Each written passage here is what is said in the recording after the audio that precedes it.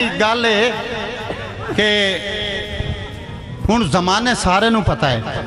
मैं एक रिकॉर्डिंग करा रहा एडे एडे जेडे बाल फीडर ते आना उन्होंने वो मेरा दौड़ा सुनिया हुण माशाल्लाह जवान हो गए शादीशुदा हो गए। वो अगले दिन वो शेर जीशान रोखड़ी कहीं फैसल ना दे पढ़िया तो दुख बड़ा लगा है। वो मैं तुहानूं हुण दौड़ा सुनींदा पिया ते उस विच हाँ जी वो दौड़ा ये आई कि असी आला ज़र्फ शिकारी हैं साडा आम शिकार न समझी। ए हुण तुसी दसो तुसा बचपन सुनियो ये मेरा या किसी फैसल दा है?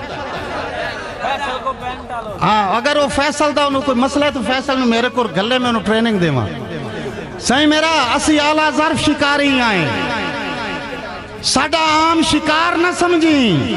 दाना जदन भी सटिया चुकिया नहीं हमें फोका वार न समझी और तेनू जान के कासिम छोड़ दिता है साडा वार बेकार न समझी। असां बाज खिडाए हैं तलियां ते सानू चिड़िया मार न समझी। और इंदे नाल अक्सर मिला के मैं शेर आंदा ना कि दिल तू पुछ के सलाह मैनू दस चा वहना चाहना या रहना चाहना है। यार दिंगे दे के सांगे होंगे दिल तू पुछ के सलाह मैनू दस चा वहना चाहना है या रहना चाहना है। कहीं वसदे घर दा मेहमान बन से या बाहर गुरबत दा सहना चाहना है। मैं वो शिकारी नहीं कि शिकार करके पिंजरा टूटा ना भाई ना।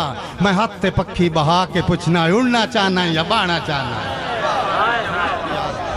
हिको सजोना ते हावी मुलाक तू सोना